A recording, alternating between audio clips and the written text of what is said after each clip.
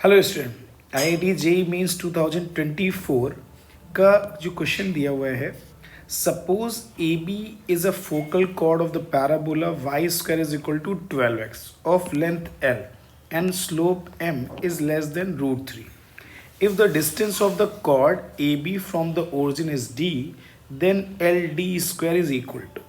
अब देखो ये क्वेश्चन बहुत ही बेसिक क्वेश्चन दिया है, फार्मूला बेस्ड क्वेश्चन दिया है, ठीक है, वेरी वेरी इजी क्वेश्चन.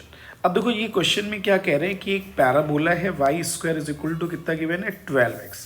अब y square is equal to 12x given है. अब देखो ये पैराबोला आ गया. अब ये कह रहे हैं इसमें कोई फोकल कॉर्ड है. अब देखो ये फोकल कॉर्ड हो गई. फोकल कॉर्ड का मतलब पासिंग थ्रू द फोकस. अब आपको पता है 4a की वैल्यू कितनी गिवन है क्वेश्चन में 12, तो a विल बी 3, तो फोकस विल बी 3,0. अब देखो ये हमें पता है.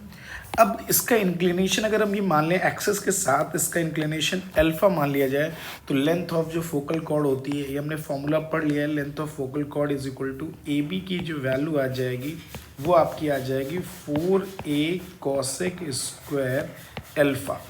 4a cosec square alpha. तो इसका मीनिंग इसकी वैल्यू आ जाएगी 412 कॉसेक स्क्वायर अल्फा. तो ये किसके इक्वल हो गया? लेंथ L के.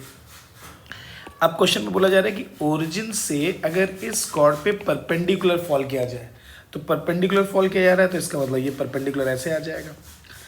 अब ये जो है इसकी लेंथ जो है वो d दिया हुआ है. अब आपको पता है इतनी डिस्टेंस कितनी हो गई? d 3 हो गई. अब ये अल्फा है तो ये भी अल्फा हो जाएगा. तो इस वाले ट्रायंगल में, इस ट्रायंगल में हमने किससे बात कर ली? साइन अल्फा से. तो साइन अल्फा की जो वैल्यू आ जाएगी वो d बाई कितना आ जाएगा? 3 आ जाएगा. तो d इज इक्वल टू कितना आ जाएगा? 3 साइन अल्फा आ गया. ठीक है, तो d square is equal to 9 sine square alpha आ गया. अब मुझे क्या चाहिए? L into d square.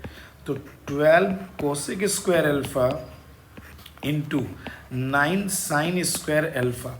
तो ये कैंसिल होके 108, ये आपका आंसर आ जाएगा.